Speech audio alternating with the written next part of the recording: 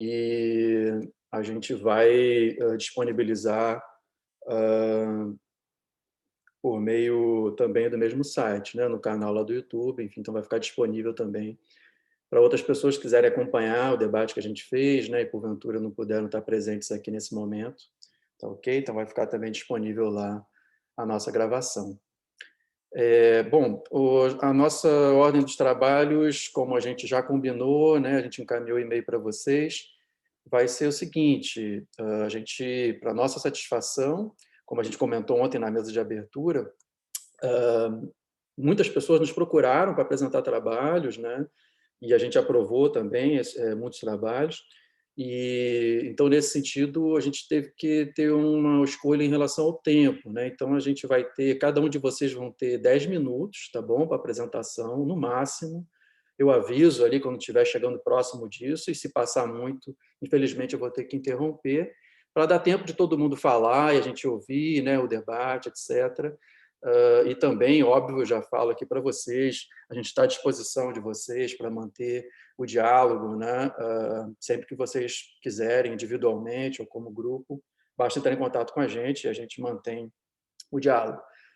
Acima de tudo, queria agradecer toda a presença de vocês, parabenizar já, né, os trabalhos, as pesquisas, e, enfim, sem mais o que a gente acrescentar, eu vou já passar a palavra, a gente vai seguir a ordem dos trabalhos conforme está no nosso site, né, das comunicações. Então, eu passo a palavra para a ID, de Caís Pedroso Rodrigues, trabalho Crise do Capital, os impactos da reestruturação produtiva na produção de calçados, região do Vale dos Sinos, Rio Grande do Sul. Você tem 10 minutos, Aide. Muito obrigado. Primeiro, eu gostaria de agradecer, né, a oportunidade e a organização desse evento, apesar das adversidades presentes no contexto pandêmico, e principalmente a realização e a manutenção do evento, apesar das constantes e avanços de número de mortes no país.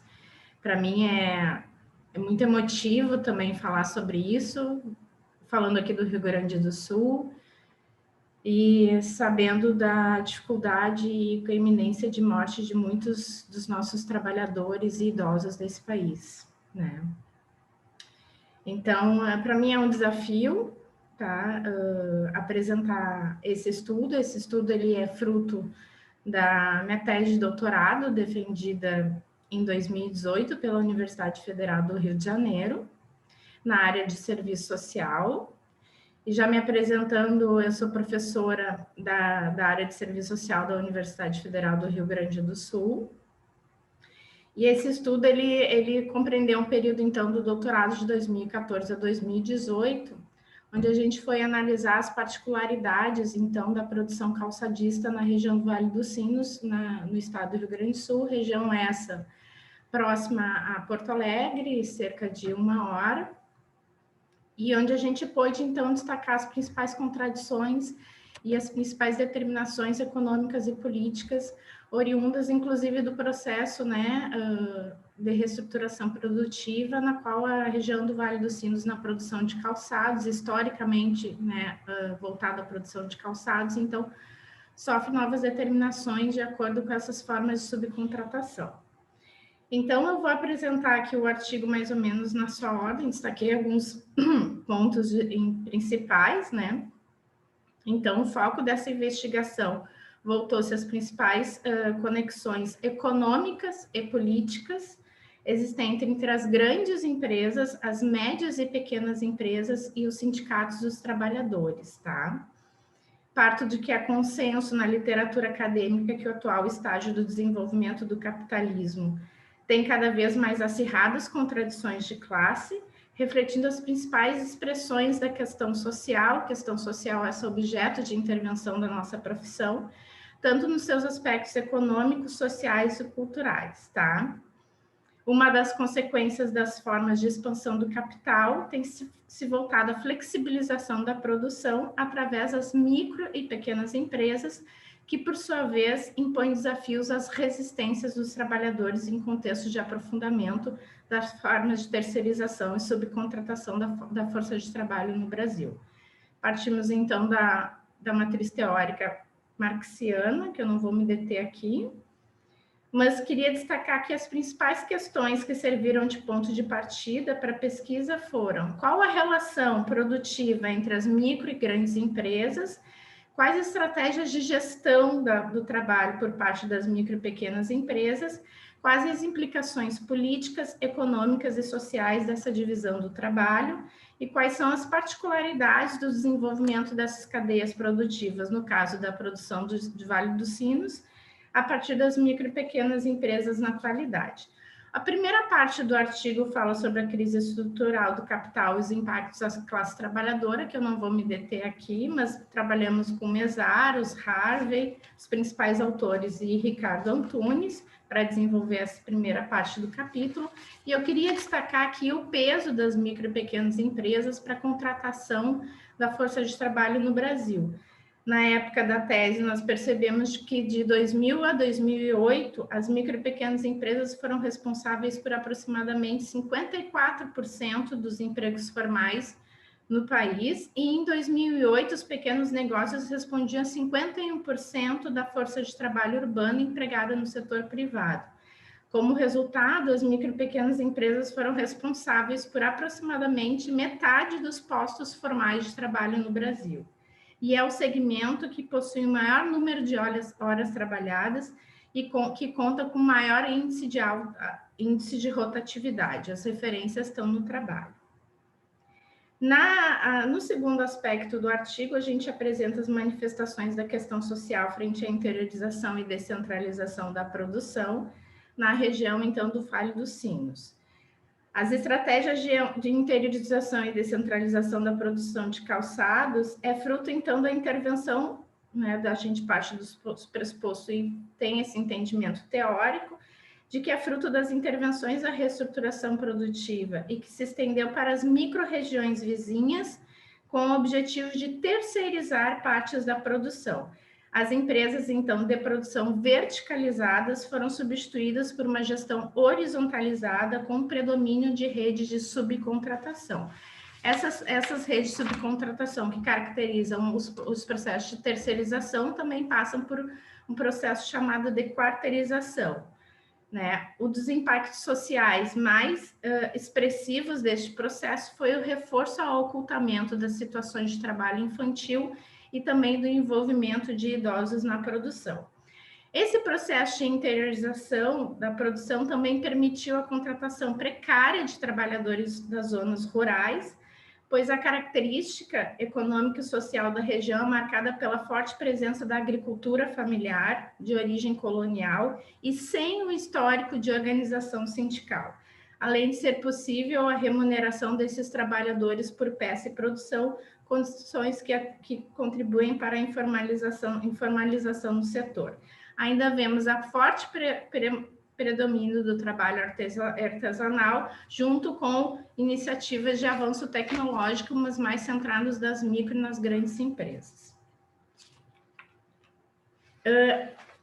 Essa região, historicamente, contou com a forte presença dos sindicatos dos trabalhadores, né? Esses sindicatos eles surgiram a partir de 1930, caudatários de um processo político de organização dos trabalhadores no âmbito nacional, ampliaram sua mobilização nos anos 40 e 50 com a criação também do Sindicato dos Vestuários.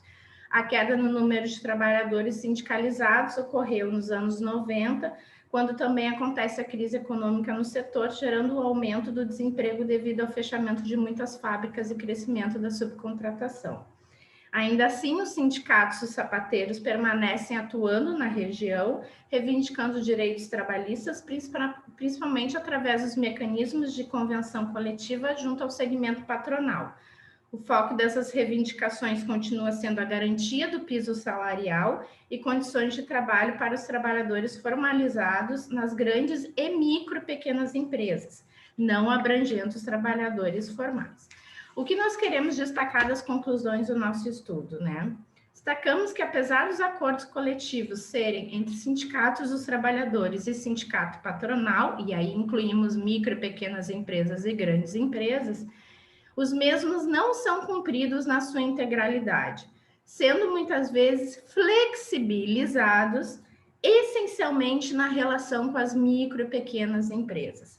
Nestas, a violação dos acordos coletivos são prática recorrente, principalmente no que se refere às condições de trabalho.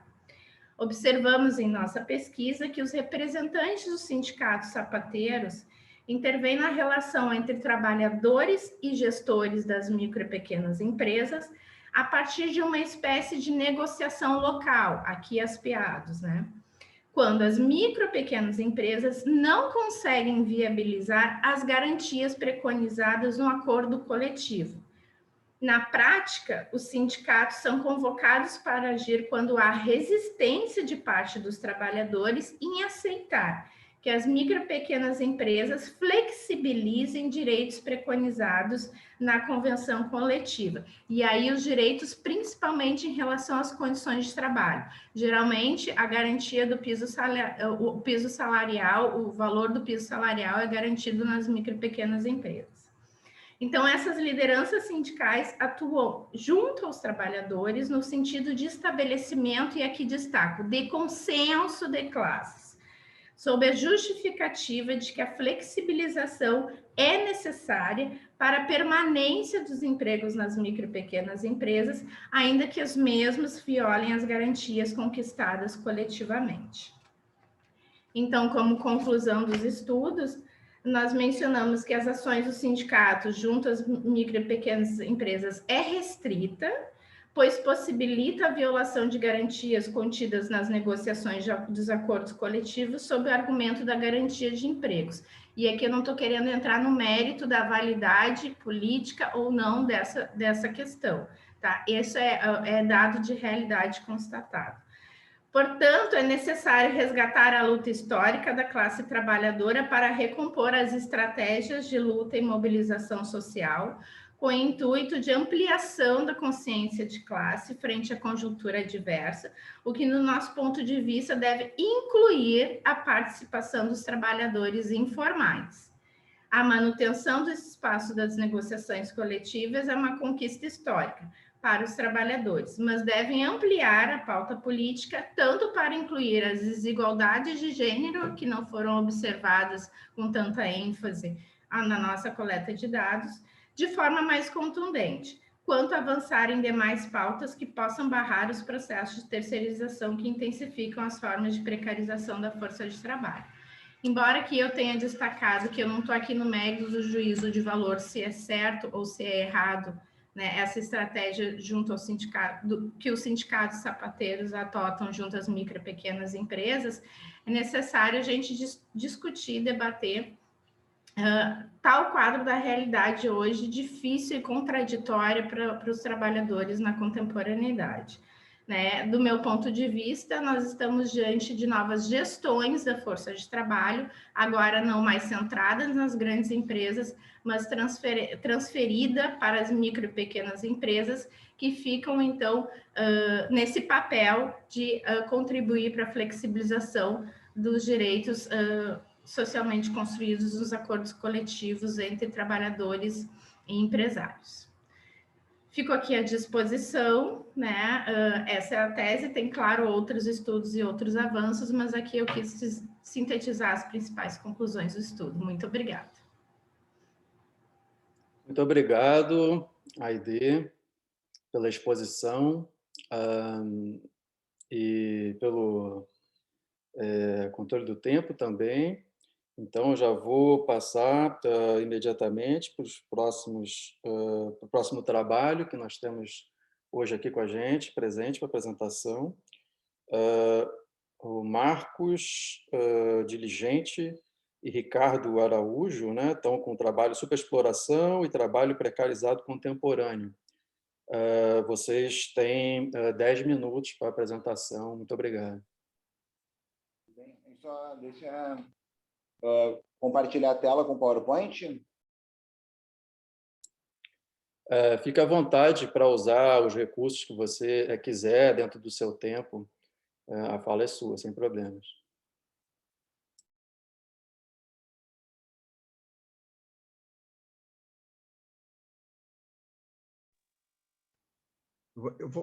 Já que o Ricardo está preparando a tela, eu vou apresentando. Eu sou o professor Marcos Diligente, do Programa de Pós-Graduação em Serviço Social, né? E o Ricardo Araújo, ele vai se apresentar, logicamente, eu não vou fazer a apresentação dele, mas é um querido camarada e militante, né? Que eu acho que esse nosso trabalho, enquanto o Ricardo está preparando ali as telas para apresentação, ele consiste em um trabalho que procura fazer uma reflexão, mas, acima de tudo, ele é um trabalho propositivo e um trabalho político, de cunho político e militante, porque nós somos revolucionários, socialistas e comunistas, né? Então, eu queria deixar bem claro isso, essa é a nossa posição, e é isso que a gente defende, é isso que dá significado à nossa atuação como professores, como estudantes, como pesquisadores e como revolucionários. Consta em tela já para vocês, camaradas, nossa apresentação. Eu sou o Ricardo Souza, né? Sou doutorando em Serviço Social, né, no programa de pós-graduação da Pontífice Universidade Católica do Rio Grande do Sul.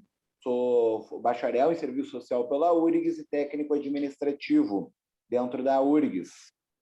E aí o nosso trabalho, né, como o Marcos já introduziu, né, é sobre o trabalho e a superexploração, que é um conceito e uma importante contribuição do Rui Mauro Marini, né, um dos fundadores da teoria marxista da dependência no Brasil e na América Latina, e é um conceito que ele é envolto em polêmicas dentro do pensamento marxista, dentro do pensamento revolucionário, mas entendemos que ele é fundamental para compreender a realidade social que a gente vive no Brasil e no mundo, do aprofundamento, né, da exploração das relações de trabalho, a precarização das relações de trabalho no Brasil e no mundo. A superexploração não é um fenômeno recente, né? Ela é histórico, né, dentro do Brasil e da América Latina, mas se acirra aí no atual contexto sociopolítico econômico e se aprofunda na pandemia.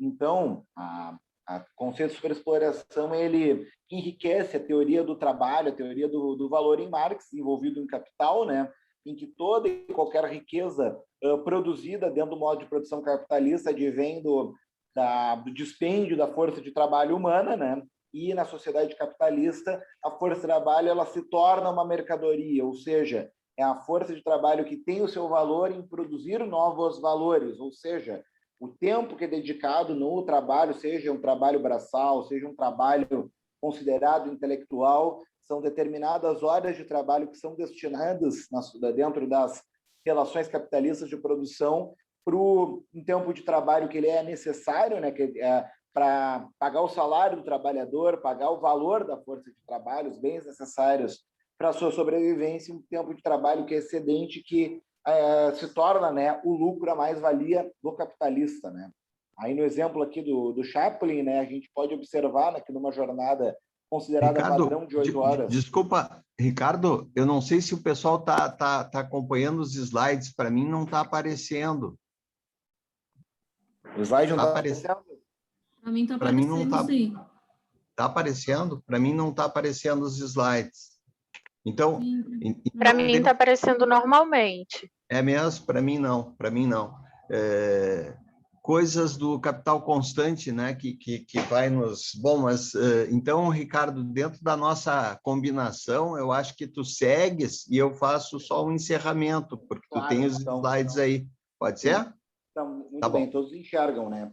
Então, à medida em que se amplia o tempo de trabalho excedente, ou seja, se amplia a jornada de trabalho, que incide as formas de mais-valia absoluta, ou, de alguma forma, se comprime o tempo de trabalho necessário, ou seja, quando se reduz o valor dos bens necessários para a sobrevivência, para o valor histórico-moral da força de trabalho, a gente vai ver operar a mais-valia relativa. E a superexploração da força de trabalho nos países dependentes é essencial para esse processo acontecer.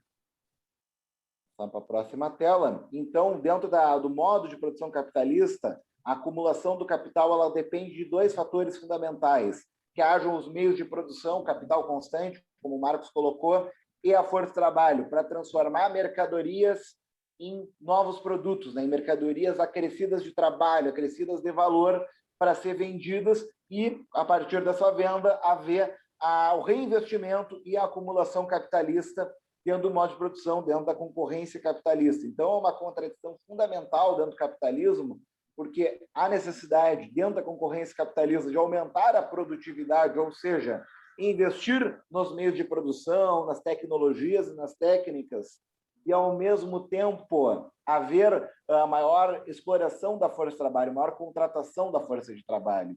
E isso leva à contradição da composição orgânica do capital, porque capitais de maior composição orgânica tendem a prosperar na concorrência capitalista em termos de produtividade. Mas, para haver o lucro, para haver a mais-valia, é necessária a exploração do trabalhador. Então, há essa contradição fundamental. Existe uma queda tendencial da taxa de lucro, justamente, né, à medida em que se contrata força de trabalho e se contrata mais meios de produção, muitos deles que substituem força de trabalho, e acaba se reduzindo a taxa de lucro.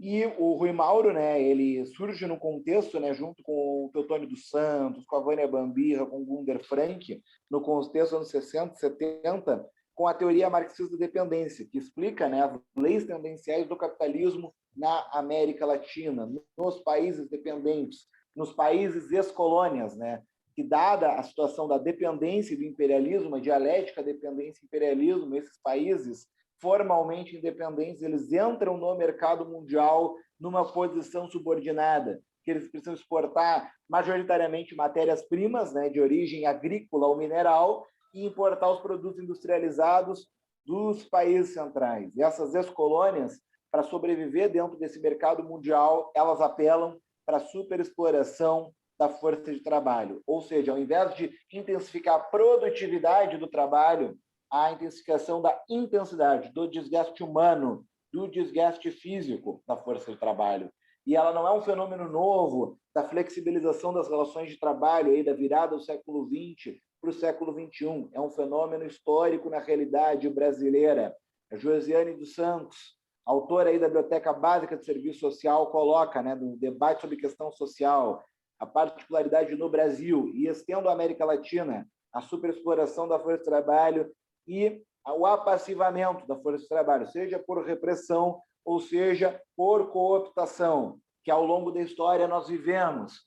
No período Vargas, no período lulopetista, houve um período de maior cooptação da força de trabalho, enquanto nas ditaduras militares houve um período de maior repressão da classe trabalhadora. E a precariedade não é um fato novo na realidade brasileira, ela é histórica, desde que se avançou do trabalho escravo para o trabalho assalariado no capitalismo brasileiro, também com forte componente étnico-racial na gênese do proletariado brasileiro e na sua exploração e nas condições precárias de trabalho e de superexploração.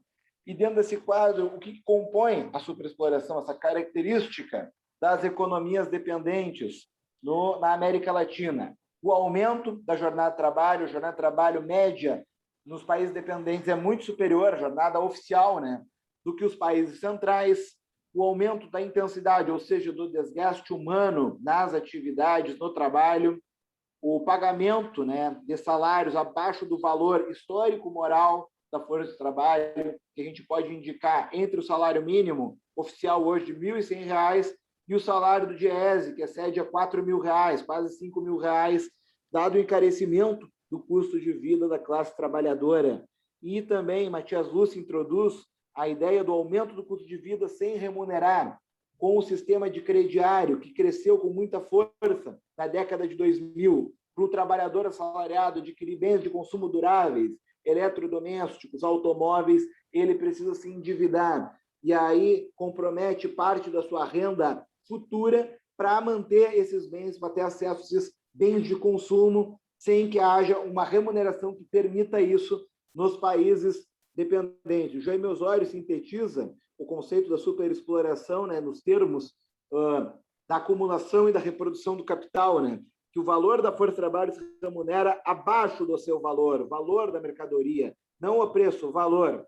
E isso está relacionado à particularidade dessa mercadoria, esta que produz valor além do próprio valor.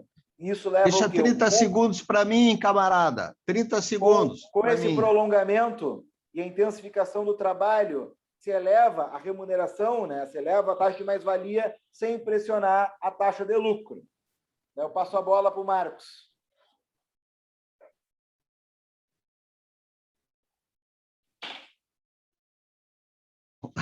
Na correria aqui, limitações que a gente está tendo tempo, né?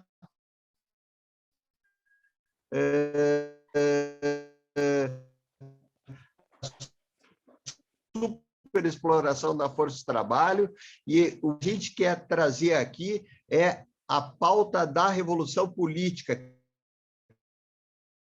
ser tratada, que tem que ser, agora eu estou vendo os slides, né? Que tem que ser cada vez mais trabalhada. A questão social, o enfrentamento capital-trabalho, é isso que está em jogo. E eu queria colocar aqui toda a revolução, até que ela seja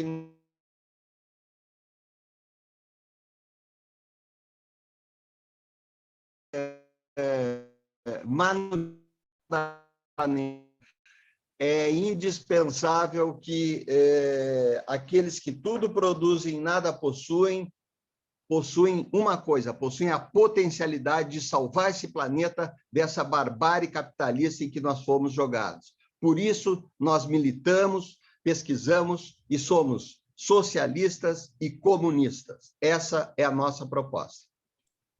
Muito obrigado pela atenção de vocês, gente. Desculpe aí os problemas do capital constante que são, né, inerentes a essa questão. Muito obrigado, Marcos e Ricardo, pela exposição e pela atenção também, né, em respeito aos demais presentes, para a gente fazer as demais falas. E já passo, na sequência, para a Pauliane, né, Gonçalves Moraes. Ela vai apresentar o trabalho, o avanço do capital privado na educação pública e a precarização do trabalho docente em tempos de pandemia. Pauliane, muito obrigado. Você tem 10 minutos. Oi, gente, bom dia. Conseguem me ver e me ouvir perfeitamente? Só um instante, eu acho que ainda não. Já te coloco aqui. O seu vídeo eu acho que não está habilitado. A gente não está conseguindo ver o seu vídeo. Ué. Não. Gente, eu não sei exatamente como faz para fazer. Mas nós estamos te ouvindo Ele muito aparecer. bem. E é um problema na sua transmissão, porque o vídeo está aberto. Então, enfim, eu sugiro que você faça a apresentação dessa com a forma. voz mesmo, tá. Uhum. Ok.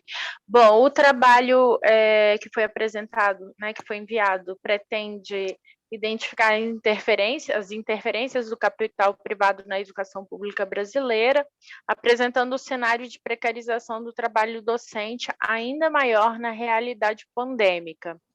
Bom, essa realidade de isolamento colocou os professores numa situação bastante difícil, em que tanto o trabalho quanto o aprendizado dos alunos ficaram comprometidos. A escola pública, né, em grande parte das escolas privadas do país adotaram a forma de ensino remoto, à distância, EAD ou online. Surgiram várias denominações para poder se referir ao ensino remoto, né? E aí, desprevenidos, professores e alunos se depararam com as plataformas sem formação, sem equipamentos adequados, qualificação e preparo. Os grandes grupos investidores acabaram por incentivar a aplicação das políticas educacionais homogeneizadoras, né, em diferentes lugares do mundo, e com a pandemia isso foi potencializado. Vislumbraram aí os ganhos, né? O capital privado viu na educação brasileira, inclusive, um grande potencial, sobretudo nesse cenário, como alternativa, né? E a situação da educação brasileira, que já era trágica, se agravou ainda mais. A exemplo do processo, né, de agravamento, que não começou agora, mas veio desde a BNCC, que é a Base Nacional Comum Curricular, aprovada no governo do Michel Temer, né? Junto e com o incentivo de fundações como a Fundação Lehman, o Roberto Marinho, o Instituto Ayrton Senna, o Inspirare, o Instituto Natura, o Instituto Unibanco, Itaú e todos pela educação, e com a medida provisória expedida pelo MEC, número 934, de 1º de abril de 2020, foi possível reorganizar os calendários escolares sem a obrigatoriedade de cumprir os 200 dias letivos, mas mantendo aí as 800 horas letivas, um aval que permitiu o fortalecimento do ensino remoto, que está sendo postergada até o momento, né? Apesar de algumas escolas em vários estados do Brasil terem voltado presencialmente, como aqui no Espírito Santo, mas os professores foram sobrecarregados com o ensino presencial e com o ensino remoto, visto que os alunos, em parte, não retornaram para a escola, né? Por meio da campanha chamada Todos contra o Corona, pertencente ao Todos pela Educação, esses grupos têm avançado aí com pautas no Congresso Nacional por intermédios de figuras políticas, como, por exemplo, o deputado Felipe Rigoni, que é aqui do Espírito Santo, e que tem levantado bandeiras dentro, né, do Congresso Nacional em prol desses grandes conglomerados de educação.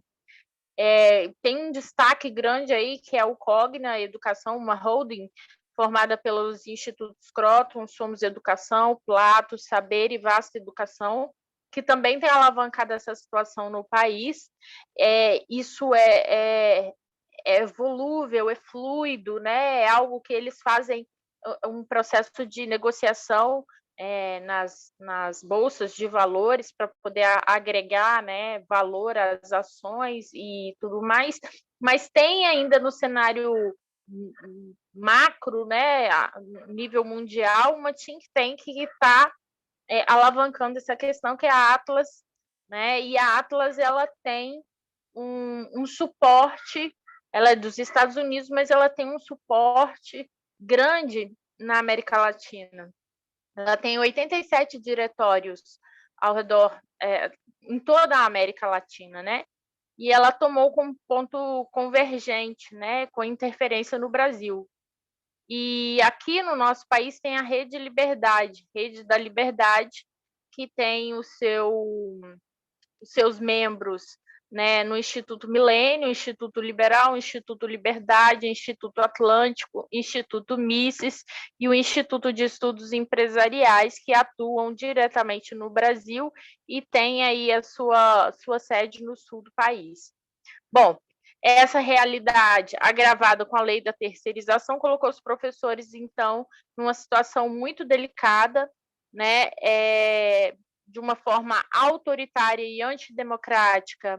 O Conselho Nacional de Educação publicou o parecer número 5 de 2020, que atualizou, né, os pareceres número 8, 9 e 11, que organizava o calendário escolar sem diálogo com os professores, de maneira homogeneizadora, sendo que cada estado, cada escola tem uma realidade muito específica e uma realidade, né, muito particular. Os trabalhos, então, o trabalho dos professores, as demandas não foram sanadas, né, de forma individual ou em grupo, enfim, o espaço do lar ele passou a ser invadido, né, pelo trabalho remoto, né, sem qualidade tecnológica de equipamentos, notebook, fone, câmeras, não tiveram esse suporte, e para além da dificuldade objetiva do trabalho, houve ainda o comprometimento da privacidade dos docentes e dos discentes também, né, por meio das plataformas digitais e aplicativos de comunicação, como a própria plataforma que a gente está utilizando, Zoom, Meet, Hangouts e demais ferramentas digitais. Bom, particularmente as mulheres foram as mais afetadas, uma vez que elas têm que articular o trabalho remoto, a vida do lar, né, que grande parte das mulheres tem essa realidade, né, que tem que dar conta dos filhos, uma realidade posta na nossa sociedade, e elas ficaram ainda mais sobrecarregadas. Nós ficamos, né? Nesse cenário pandêmico, em meio às novas demandas, então, desdobraram-se com dificuldades de um novo modo de trabalho que já vinha sendo estimulado há um tempo e que ganhou maior repercussão e adoção nesse cenário de pandemia. Saviani coloca como uma saída, uma necessidade de adotar medidas concretas, mas que sejam coordenadas para a educação. O próprio parecer que foi divulgado pelo Conselho Nacional de Educação, ele deveria ter sido, de uma maneira ou de outra, dialogado, né? Ele deveria ter levado em consideração as realidades específicas. Foi um parecer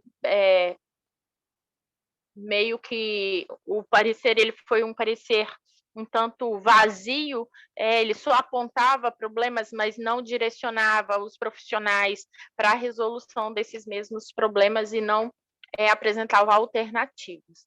Bom, são questões bastante genéricas, né, mas que requerem uma análise e aprofundamento, mas essa é a proposta do trabalho, apresentar essa questão e essa problemática para pensar novos caminhos para a gente poder sair dessa, que é uma situação bastante delicada que a gente vive hoje, os problemas emocionais aí sendo alavancados, tanto de professores quanto de alunos, enquanto milhares de pessoas aí perdem a vida também. Gente, muito obrigado pelo espaço. E eu concluo aqui. Muito obrigado, Pauliane, pela exposição. E também aí, né, pelo respeito ao tempo. Tivemos o ingresso agora, né, da colega Ivone Angélica Flores Solares, que junto com a Sibyl Itália Pineda Salazar vão apresentar o trabalho o ingresso garantizado, uma forma de enfrentar a agudização da precariedade laboral depois da COVID-19 em México. Ivone, vocês têm, né, no caso está aqui só você, enfim, 10 minutos, tá, para a exposição. Eu aviso quando estiver chegando mais ou menos próximo ao final.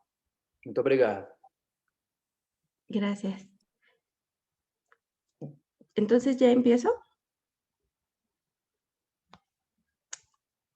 Ok.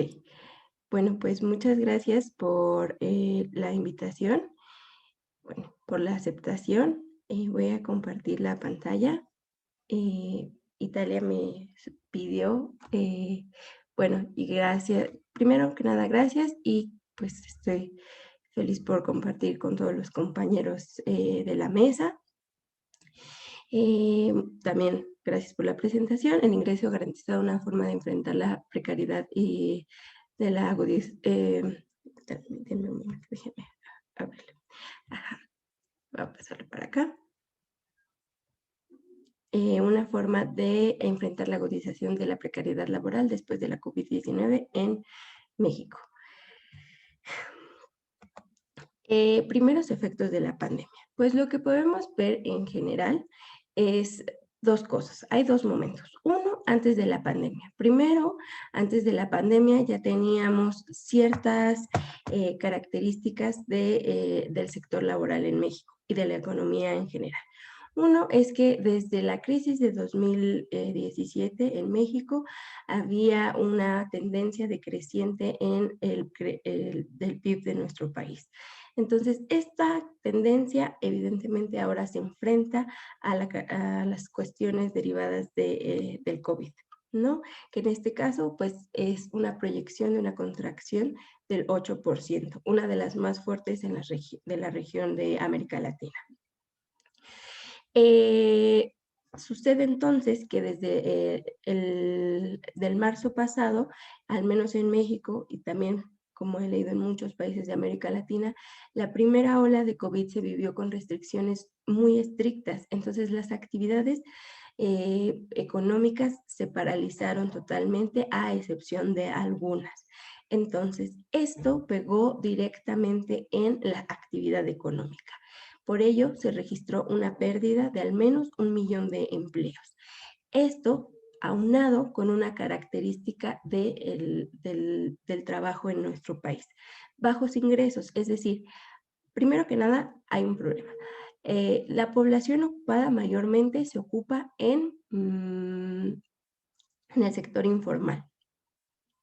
Después de ello, las personas que se encuentran ocupadas en el sector informal regularmente ganan 1 o hasta 2 salarios mínimos. El salario mínimo mensual en México es alrededor de $215. También es uno de los más bajos de la región. Entonces, esto se ve reflejado ahora más con el impacto del COVID, ¿no? Es decir, las personas que estaban empleadas pero perdieron su empleo, ahora se están ocupando en el sector formal, que en nuestro país estaba caracterizado de eso, de la informalidad. Entonces, ¿qué implica que el trabajo en nuestro país esté caracterizado por informalidad? Es que no hay acceso a la salud pública y ello imposibilita que aquellas personas que hayan sido o se hayan enfermado de COVID no tengan capacidad para enfrentar la enfermedad, ni los ingresos suficientes. ¿Por qué? Porque o están trabajando en informalidad o están desempleados. Ahora bien, solo falta recordar que la informalidad en nuestro país no pega de la misma manera que lo hace, es decir, no es igual para hombres que para mujeres. Las mujeres se encuentran, o la informalidad, es decir, la ocupación de las mujeres es mucho más alta en sectores informales. Esto es importante mencionar. Y también es importante mencionar la pobreza en nuestro país. La pobreza en nuestro país es alrededor del 41% de manera en general hablando. Es importante mencionar que este 41% refleja 52 millones de personas. Y si bien es cierto, la pobreza extrema ha bajado en los últimos años, hasta el 2018 se sitúa en 7% de la población. Esto implica 9 millones de personas en nuestro país se encuentran en pobreza extrema. Ahora bien, la propuesta que la doctora Italia y yo realizamos es el ingreso garantizado, ¿no? Entonces, esta política en general consiste en entregar un ingreso monetario regular en efectivo a cada miembro de la sociedad que esté en edad de trabajar, es decir, en nuestro país 18 años. No va, en este sentido, de manera en general, no importa su nivel de ingresos, no importa su actividad económica, la idea es que se entregue esta subvención pública a todas las personas en general. Ahora ya vamos a mencionarlo con mucho más detenimiento. ¿Cuáles son las características de este ingreso individual? Uno, este ingreso universal. Uno es el principio de individualidad, es decir, que se va a garantizar el ingreso a cada persona de la sociedad. ¿Por qué? ¿Por qué es importante este punto o este principio de la individualidad? Porque nos permite dar ingreso a cada persona de la sociedad. ¿Y esto por qué es importante? Porque garantiza las condiciones de existencia de supervivencia de cada persona. Esto permite generar los mecanismos para la autodeterminación y para la libertad de cada persona. Después de ello, porque también sigue siendo importante el principio de individualidad que se le entrega a cada persona, porque esto permite generar que las personas, y específicamente las mujeres, tengan independencia a la hora de decidir en qué van a gastar y también sean independientes del ingreso de alguien más, ¿no?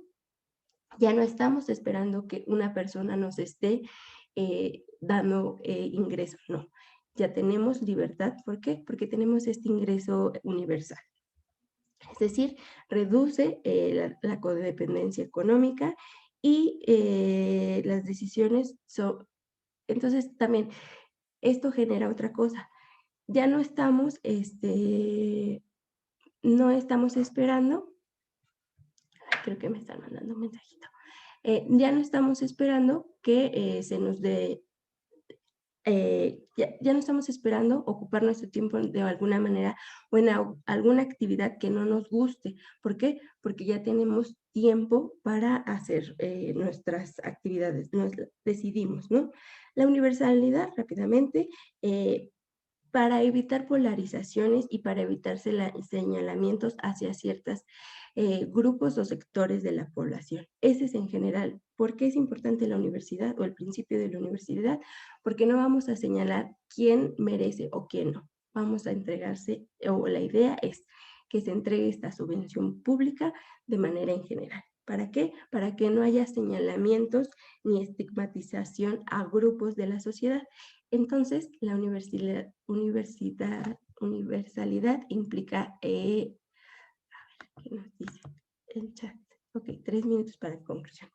La universalidad nos permite todo, ¿no? A ver. Entonces, de manera general, ya nada más nos falta la incondicionalidad. La incondicionalidad trae consigo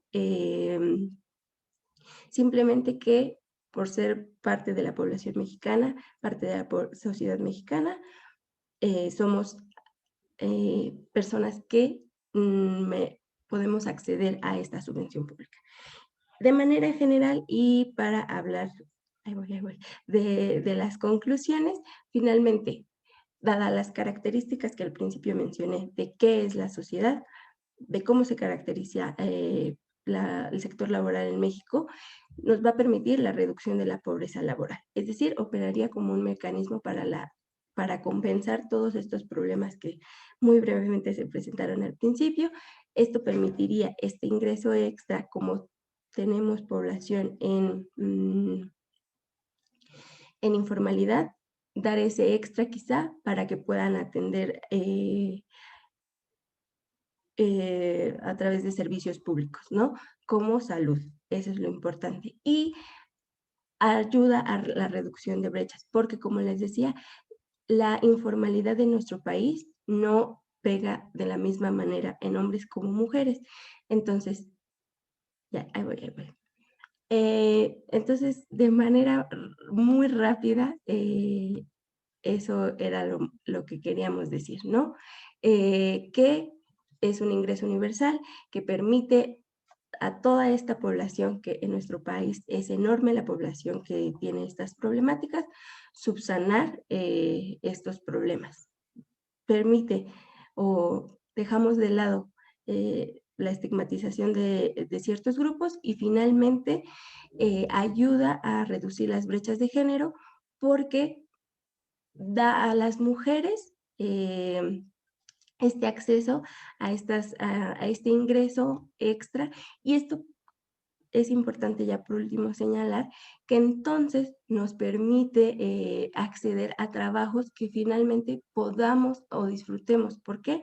Porque ya no vamos a elegir cualquier trabajo a fin de tener ingresos. ¿Por qué? Porque tendríamos este ingreso extra. Entonces, pues eso de manera rapidísima e muito general.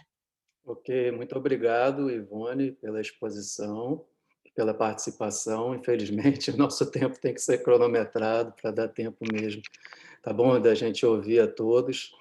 E então, já passo a palavra, estamos aqui também com a presença do Fagner Firmo de Souza Santos. Camaradas, eu estou intermediando pelo Fagner porque ele está tendo um problema de ligar o computador e ele pediu, ainda tem esperança de apresentar, e pediu para que seja o último. Ele está tentando entrar, se possível. Tá, então eu passo para a Lilian Rose Arruda, vai apresentar para a gente o impacto da pandemia de Covid-19 no mercado de trabalho jovem no Brasil. Lilian, você tem 10 minutos, tá? Muito obrigado. Bom dia, agradeço a Unila pela participação no seminário. Meu nome é Lilian, sou doutora em Ciências Sociais pela PUC, eu trabalho com o movimento sindical, para a CUT, faço pesquisa, e atualmente eu faço parte também do grupo de pesquisa, trabalho Sindicalismo e Sociedade da Universidade de São Paulo, coordenada pelo professor Irã Jacome. Eu vou tentar compartilhar a apresentação. Deixa eu ver aqui. Ela está aparecendo, gente? Sim. Sim, está sim. Sim, está aparecendo. Deixa eu colocar no modo apresentação.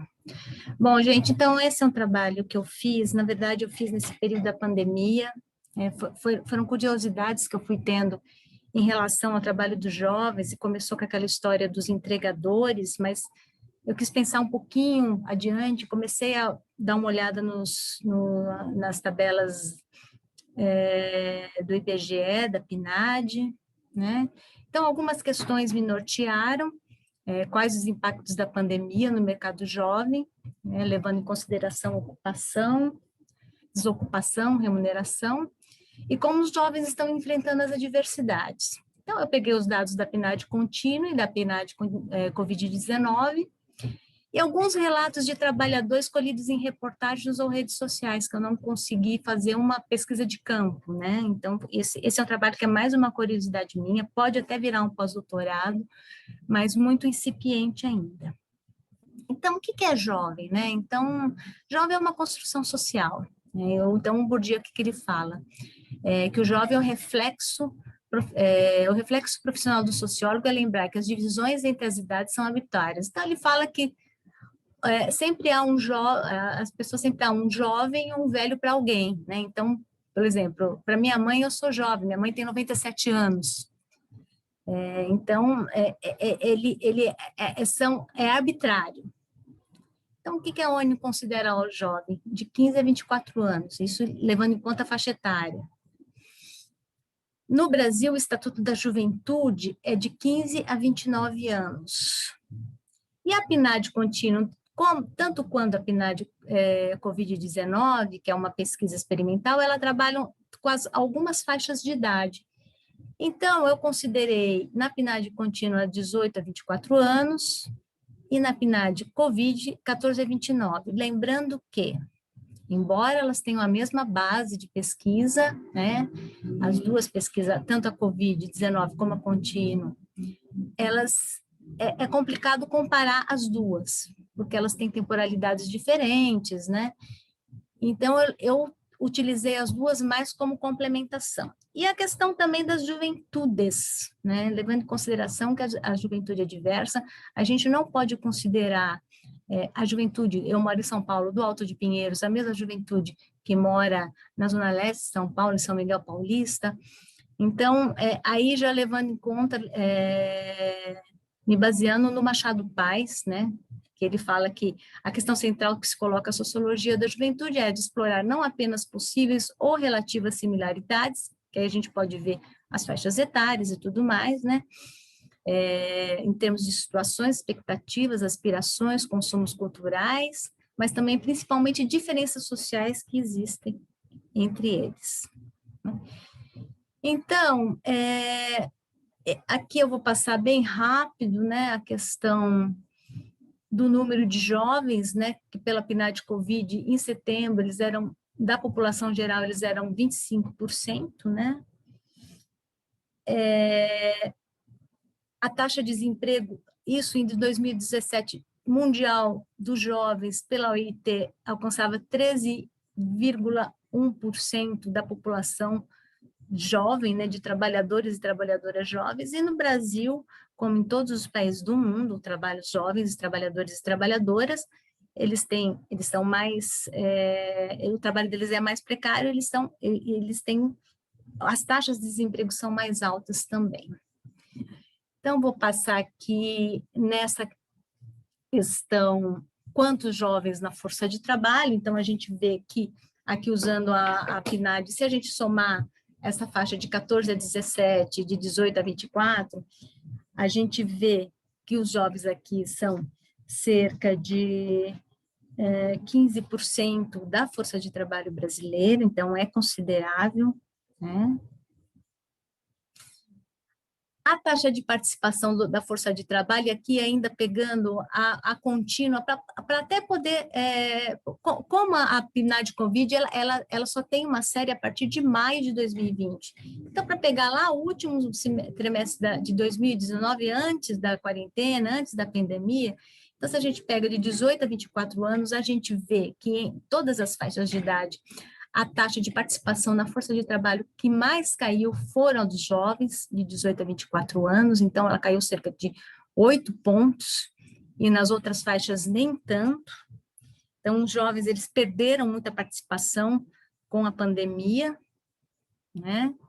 Então, essa aqui, as pessoas ocupadas também, os jovens, o número de jovens, como em todas as faixas de idade, diminuiu bastante. Então, se a gente for ver de 18 a 24 anos, caiu, e principalmente no primeiro trimestre, segundo trimestre de 2020, segundo, terceiro, que foi quando se iniciou a quarentena, né, um golpe muito grande, aqui já usando a PNAD Covid-19, que é uma pesquisa experimental, né, então você tem que ter cuidado, ela é muito interessante, mas ao mesmo tempo você tem que ter cuidado ao utilizá-la. Então, o percentual de pessoas não ocupadas que não procuraram trabalho, mas que gostariam de trabalhar na semana anterior, no total de pessoas fora da força de trabalho.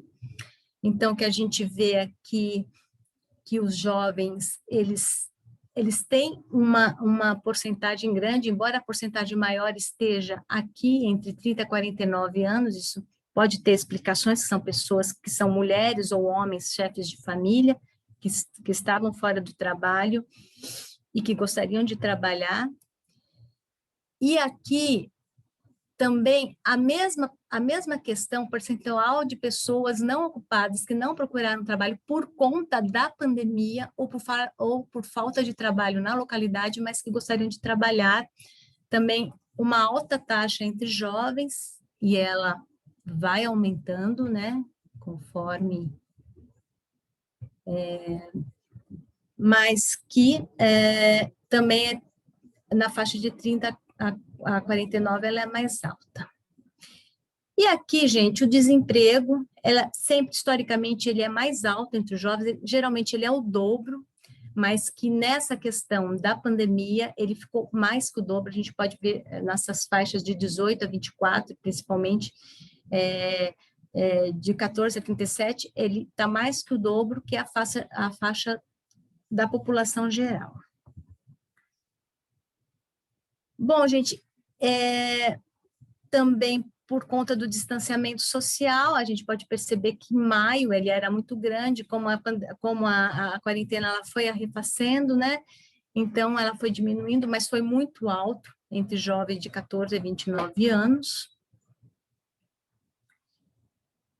E que muito importante, é um proxy, né, da informalidade, ela é muito alta entre jovens. Então, ela é mais alta, talvez aqui não tão alta como a das pessoas de 60 anos ou mais, por causa que a gente pode até presumir que são os informais, porque são aposentados, né?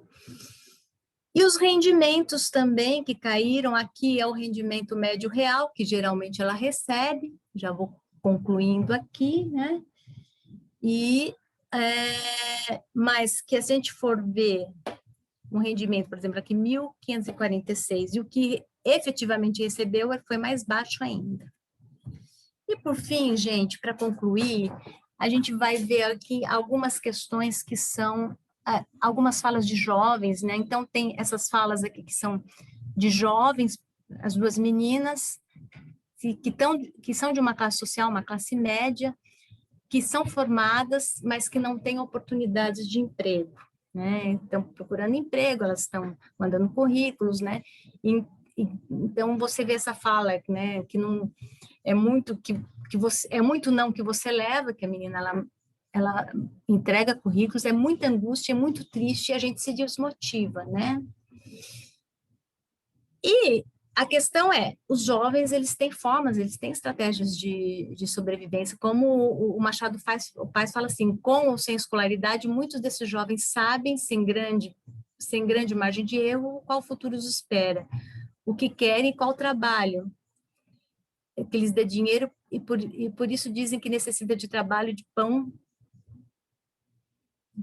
para a boca. Então, aqui é o caso desse jovem, que ele precisa trabalhar, então ele precisa, a fala dele aqui, resumidamente, é que ele atribui ao desemprego dele é porque ele não tem faculdade, e que a pandemia acirrou isso, mas que ele não pode ficar parado, porque ele tem que ajudar a mãe, ele tem que pagar as contas dele, então ele faz bicos, né? Ele faz entregas, ele faz... Né? Então, aqui ele fala, tá difícil, né? Mas precisamos se virar do jeito que dá. E, por fim, as estratégias também de uma menina que ela era maquiadora, se tornou cozinheira, e dos próprios entregadores, né? Que tanto que aumentou muito, isso é uma pesquisa da Ludmila Bilho, que aumentou muito o número de entregadores e que, portanto, a remuneração deles diminuiu. Lilian, desculpa incomodar, desculpa, gente. Mas, por favor, conclua, tá? Vou concluir aqui, tá? O Machado Paz, que ele fala que os jovens, eles têm as suas identidades, eles têm as suas estratégias de sobrevivência, né? Usando as próprias culturas juvenis, né? Então, eu concluo aqui a minha apresentação. Desculpem, então, ter tomado algum tempo aí, e está concluída a apresentação. Obrigada aí pela atenção. Muito obrigado, Lilian. Desculpa incomodar. Imagina. Mas a gente tem que estar nessa tarefa aqui de coordenação, né? Se você puder só desabilitar aqui. Eu estou tentando aqui, que sumiu a minha tela aqui. Deixa eu achar. Ai. Deixa eu tentar desabilitar.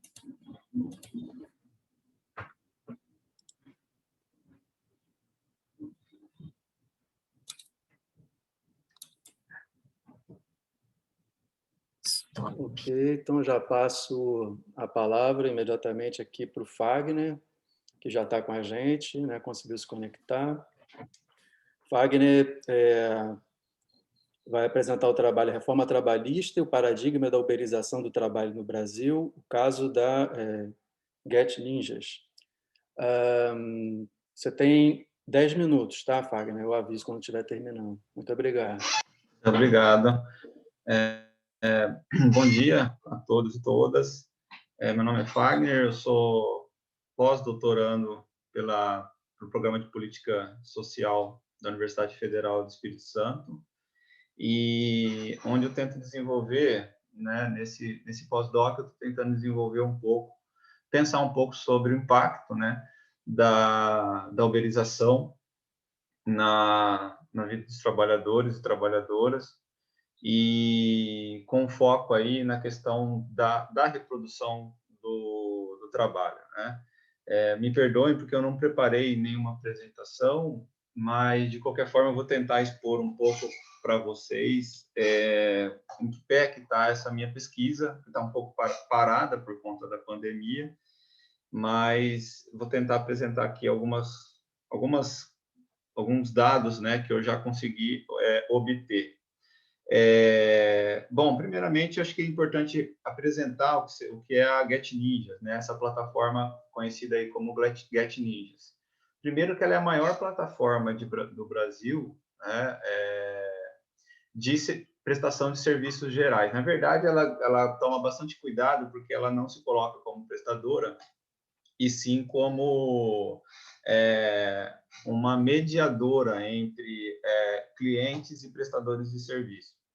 E então esse é um cuidado que a gente vê nas entrevistas do CEO da Get Ninjas, no próprio aplicativo ou no site, eles tomam bastante esse cuidado com a linguagem para não se colocar como uma prestadora de serviço. Em segundo lugar, é bastante curioso, porque ela é uma plataforma que ela era muito pequena, né? Ali, ela surge em 2011 e ela era muito pequena, era uma plataforma que, inclusive, bastante desconhecida. E quando foi agora em 2017, coincidência ou não, a partir de 2017, coincidente ou não com o aceno à reforma da trabalhista, né, e com depois posteriormente com a aprovação das reformas trabalhistas, né, eu gosto de falar de colocar no plural as reformas trabalhistas, porque foi um conjunto de reformas em uma tacada só. Depois disso, a Get Ninja começa a dar um salto muito grande, né? Abocanha um mercado aí de prestação, de mediação, tá? De serviços. E a sua lógica, ela funciona também, né? Com o seu crescimento também se dá por conta do desemprego. A escalada do desemprego pós 2015, 2017 também, onde a curva do desemprego no Brasil dá um salto enorme, e aí, juntando a reforma trabalhista junto com o desemprego, o aumento do desemprego, a Get Ninjas dá um salto, abocanha o mercado, etc. E a lógica da Get Ninja é mais ou menos o seguinte: os prestadores de serviço se cadastram, compram as estrelinhas, o que eles chamam de estrelinhas. O que seria isso? São moedas para que eles habilitem, esses trabalhadores e trabalhadoras consigam habilitar e ver quem está precisando, quais são os clientes que estão precisando da prestação do serviço. Então, eu vou dar um exemplo concreto, que é uma categoria que eu estou me debruçando mais, que é da prestação de serviço de limpeza doméstica. E então, quer dizer, se eu me cadastro como alguém que vai prestar esse tipo de serviço, eu compro por um valor ali de aproximadamente R$100, eu compro cerca de 5, 10 estrelinhas, e aí eu posso tomar conhecimento, doando aí 3 estrelinhas, tomar conhecimento de quantos clientes estão necessitando desse serviço, e aí eu posso prestar esse serviço para esses clientes, né? E aí eu sou avaliado, tem toda uma avaliação sobre isso e sobre o meu serviço, que é exposta. Eles obrigam o cliente praticamente a avaliar o prestador de serviço, avaliar tanto aspectos morais quanto aspectos técnicos do serviço prestado. Então, por exemplo, se eu sou gentil, se eu sou solícito, prazo, assim como a competência do serviço que eu prestei, se foi um serviço de ótima qualidade. Então, eles têm todo um formulário de avaliação que consegue aí dar um score, né, da prestação do serviço, tanto nos aspectos, digamos assim, mais subjetivos, quanto também nos aspectos técnicos. Só gostaria de pontuar também que, embora o grosso da prestação de serviço desses prestadores esteja nesse tipo de mão de obra de reparos domésticos, reparos mecânicos, a gente consegue encontrar também profissionais liberais como arquitetos, designers de computador, programadores também. A gente encontra aí um escopo de prestadores de serviço muito grande. A plataforma conta aí com aproximadamente 3 milhões de prestadores de serviço cadastrados, é um número enorme que vem aumentando. Em uma das entrevistas que o CEO da Get Ninjas fala, um pouco depois, ali em novembro, quando a pandemia, os números da pandemia estavam diminuindo, ele dá uma entrevista se não me engano, para Forbes ou para Exame, eu não me lembro agora, mas dizendo, inclusive, que a plataforma Get Ninjas foi a que deu um salto muito grande. Então, ele passa a exaltar o tipo de serviço prestado pela Get Ninjas, e ressaltando, né, nessa entrevista o papel que a pandemia teve, né, no crescimento dos prestadores de serviço. E então, o que eu queria enfatizar com essa é uma pesquisa que ainda está iniciando, mas eu gostaria de enfatizar, por fim, que a Get Ninja, se vocês por curiosidade quiserem entrar na plataforma, eles têm todo um manual que conta ali com vídeos de apresentação de como se comportar, vídeos destinados para os prestadores, de como que esse prestador tem que se comportar, de como que ele pode ganhar dinheiro se promovendo, se autopromovendo, tudo dentro de uma lógica dessa ideologia do empreendedorismo, ou seja, tudo é muito bem colocado, muito bem didático, né? Ali nos vídeos e nesse manual que eles apresentam, para fazer com que esse prestador seja encorajado ou encorajada a se dispor ao seu cliente, a se submeter ao seu cliente, negociar preço. Isso tudo está nessa cartilhazinha que eles colocam lá no site. Dentro dessa lógica, reforço, dentro dessa lógica do empreendedorismo, e de como que a Get Ninjas vem se aproveitando desse momento, não só da pandemia, mas também dessa crise, né, que se estende desde 2015, passando por 2016, como que essa plataforma vem ganhando muita relevância nesse mercado, que é o mercado do bico, de como que esse mercado do bico vem, como que a Get Ninjas vem crescendo em cima desse mercado do bico, que nada mais é do que a precarização, né? Um momento muito, muito delicado que o país vive, que é o da precarização total e da uberização. Da uberização, que eu acho que a revelia da polêmica que nós possamos ter, se é uberização, plataformização. Eu, particularmente, no caso da Get Ninjas, eu uso uberização porque eu acho que ela é mais fiel no que tange a questão da precarização que isso tudo envolve. Então, o que eu tenho tentado destacar é isso. E aí a pesquisa tende aí a dar um avançar para conversar com esses trabalhadores e também com os clientes, né? Tentar colher os dados de como que é o dia a dia, já que, por exemplo, nessa categoria de prestador de serviço de limpeza doméstica, os serviços bombam, tá? Eu fiz uma experiência de me cadastrar como um prestador de serviço doméstico e, assim, eles bombam mesmo. Então, são sem notificações o dia todo, então são centenas de notificações que você acaba recebendo quando você é um prestador desse. Enfim, eu só quis dar um panorama geral para vocês dessa pesquisa e apresentar um pouco o que é a Get Ninjas e como que ela se apresenta nesse contexto de precarização e uberização no Brasil. Ok, Fagner, muito obrigado pela exposição. Então, já passo imediatamente também para Ana Júlia Melo e a Renata Peixoto de Oliveira, que vão apresentar aqui o trabalho Força de Trabalho Migrante e Agroindústria, as faces perversas do capitalismo, desastre em termos de necropolítica. Renata, você tem 10 minutos, ok? Muito obrigado.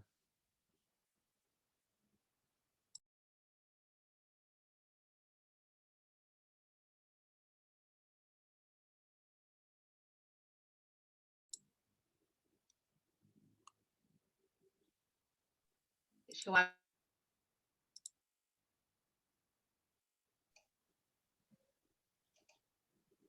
Vou compartilhar a tela com vocês. Tinha tentado compartilhar antes, mas aí não consegui habilitar o microfone. Eu sou a professora Renata da Unila e apresento aqui esse trabalho junto com a Ana Júlia, que é minha orientanda no programa de pós-graduação em políticas públicas e desenvolvimento. Ana Júlia não pode estar presente, porque ela está possivelmente neste momento na maternidade, né? Então, eu estou aqui representando nós duas. Então, vamos lá novamente. Vocês conseguem ver a tela? Sim. Muito obrigada. Deixa eu tentar colocar aqui no módulo de apresentação, que fica melhor a visualização. Vamos lá.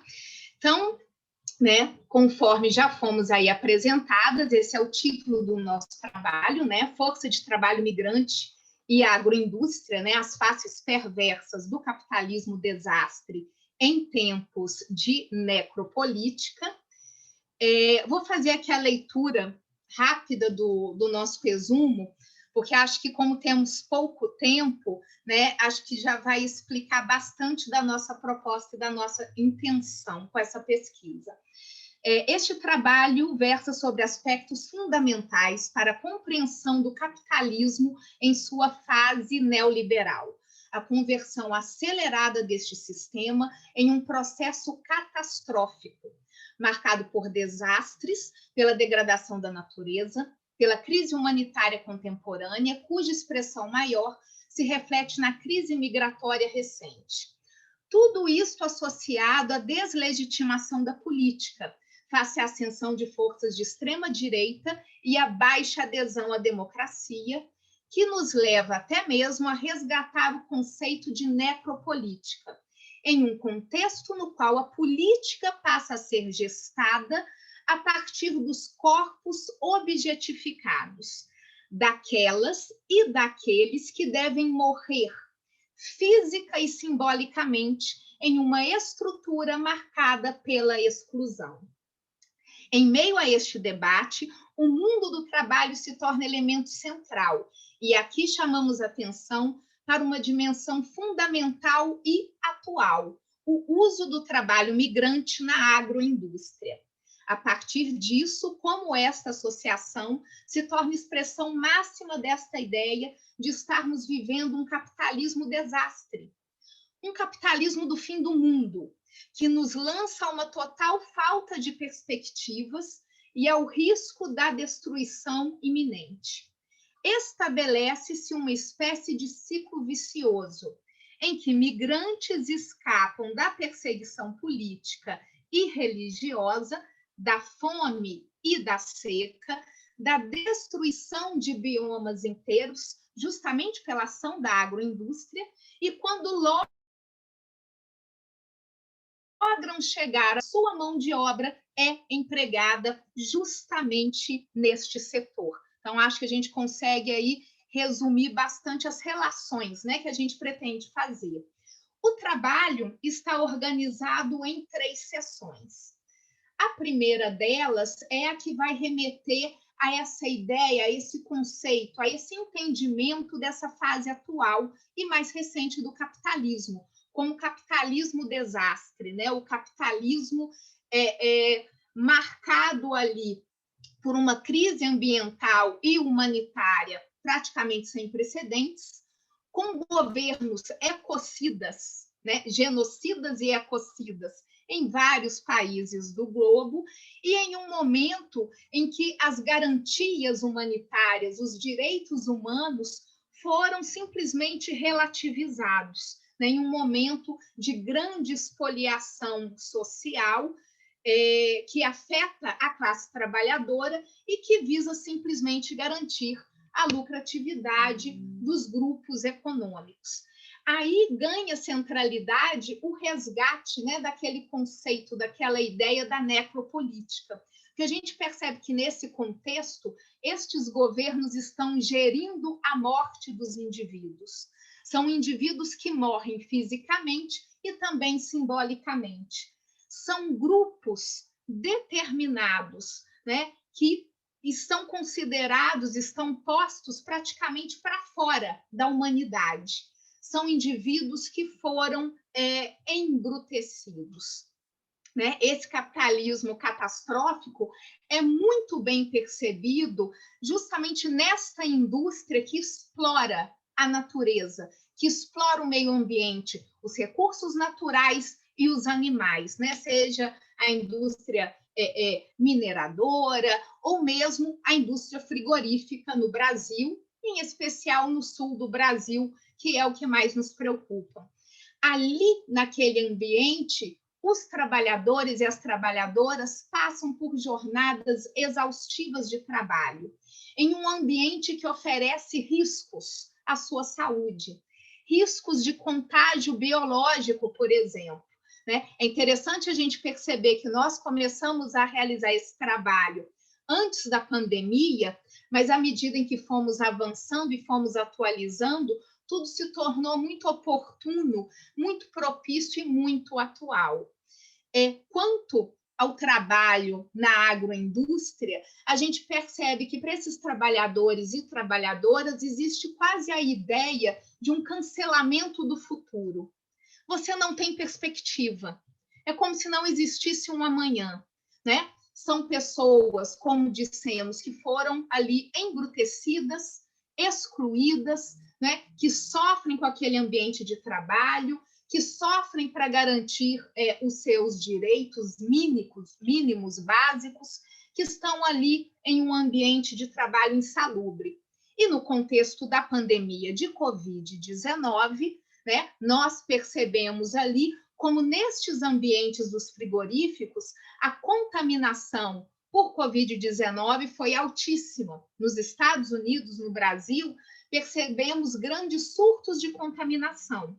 E até verificamos ali na carne brasileira, né, a tão propagada carne brasileira, né, o agro é pop, o agro é tech, o agro é tudo, né, que vai para o mundo, ali a gente teve contaminação por coronavírus, né, em frangos congelados enviados para a China.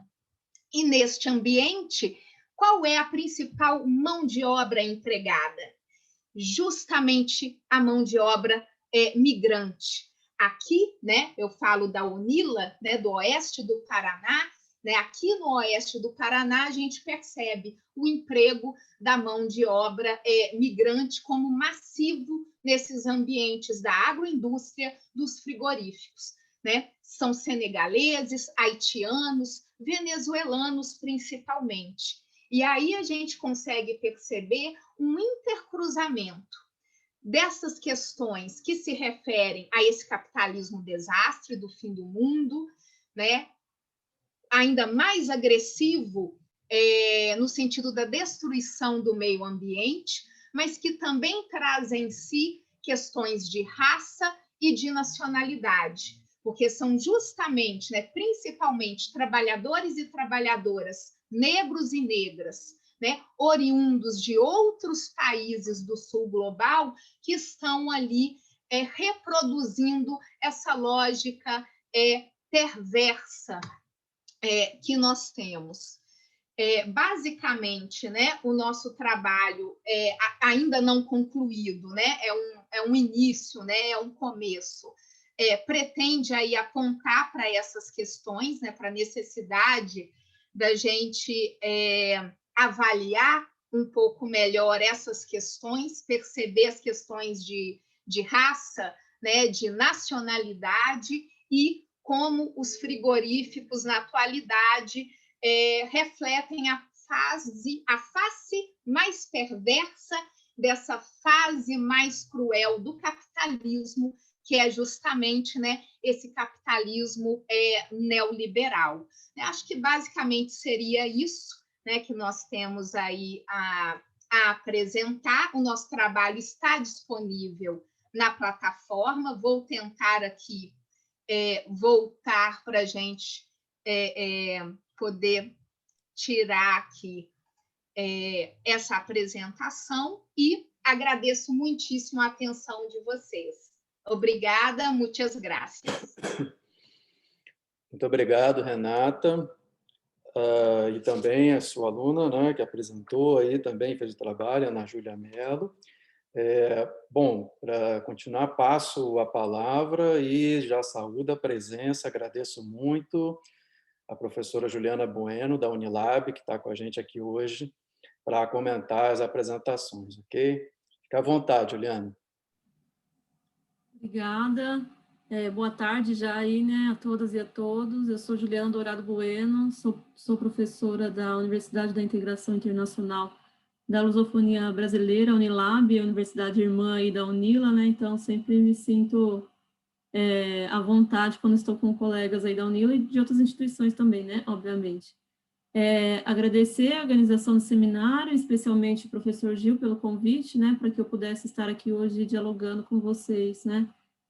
Agradecer também, especialmente aí, vocês todos que apresentaram as suas reflexões, né, A gente sabe que é muito difícil parar para organizar, estar aqui, por todas essas questões que nós já falamos hoje sobre readequação de rotinas, de atividades domésticas, né? A gente não está numa semana difícil, o mês de março começa aí com esses recordes, número de mortes, né? Enfim, muito por conta dessas irresponsabilidades que a gente vem acompanhando e responsabilidades na esfera política, na esfera sanitária, enfim, na esfera trabalhista, que tem essas consequências todas que alguns e algumas de vocês apontaram, né? Então, falar de relações de trabalho em tempo de pandemia é muito difícil, assim, né? Causa uma angústia na gente que tem um mínimo de senso de direitos humanos, enfim, só para ficar bem na superfície, né? Mas, enfim, e dizer também que esse tempo de pandemia é o período de intensificação das desigualdades, né? E a esfera do trabalho demonstra isso, né? Vários de vocês colocaram aqui a intensificação das jornadas de trabalho, a intensificação da precarização, o aumento do desemprego, enfim, a exposição ao risco também, né? Trabalhadores que estão mais expostos ao risco, que não estão no grupo de prioridades da vacina também, que não se coloca isso em pauta, enfim, então é sempre um momento difícil, né, da gente falar, da gente refletir, por isso eu agradeço vocês por essas reflexões trazidas aqui. Eu vou colocar algumas considerações gerais, outras mais específicas, né, sobre o trabalho da AID, né, que começou aqui. Eu gostaria de saber se, enfim, na sua pesquisa, você olhou também o contexto daí desses trabalhadores dessa indústria, né, de pequenos e médios, né, que estão fazendo o trabalho dentro da unidade doméstica, né? Enfim, eu conheço outros trabalhos na região de Franca, né, no interior de São Paulo, que mostram um pouco isso, esse trabalho da produção de calçado, que enfim, vai se apropriando muito do trabalho que é realizado nas unidades domésticas, né? E como se dá, né, aí é a pergunta, essa organização mesmo das demandas das tarefas reprodutivas, né, considerando aí a divisão desses espaços, e ainda mais nesse período de pandemia, né, enfim, com a intensificação das atividades domésticas, né, como que fica isso? E se você também teve um olhar para a clivagem de gênero, né, nesse trabalho, enfim, você colocou essa questão social, né, e como isso é entendido no serviço social, mas eu gostaria de saber também sobre esse olhar de gênero, e te agradeço mais uma vez por compartilhar aí suas reflexões. Sobre o trabalho do Marcos e do Ricardo, da superexploração do trabalho, né, precarizado contemporâneo, agradecer também mais uma vez e reforçar aí a minha alegria e meu contentamento com o empenho da militância de vocês, né, que é mais que necessária nesse período e em todos os períodos, né, se reafirmar aí, né, marcar essa posição de comunistas mesmo, assim, então é muito interessante a gente ver isso, principalmente no contexto que a gente vive sobre esse governo. Mas a pergunta específica que eu tenho para vocês é quais as pistas, né, que vocês, enfim, encontraram para a gente compreender a superexploração do trabalho no contexto da pandemia, assim, né? Quais foram as pistas encontradas por vocês? Sobre o trabalho da Pauliane, essa realidade, né, de isolamento dos professores, né, enfim, o não treinamento, a dificuldade que vem de todas as esferas, né, tanto dos docentes como dos estudantes, e ressaltar aí também a questão do letramento digital, né? Porque o quanto isso vai gerando uma desigualdade. Então, mesmo para aqueles que, enfim, tiveram acesso a aulas online, né? Tem a questão desse letramento digital mesmo e da reprodução dessas desigualdades por parte dos docentes, das professoras, dos professores e também por parte dos estudantes, né? Então, a gente vai vendo aí como se dão essas reproduções das desigualdades que eu falei, que é a tônica da minha fala, né? Em diferentes esferas, né, por conta do letramento, do não letramento em relação aos recursos tecnológicos, né.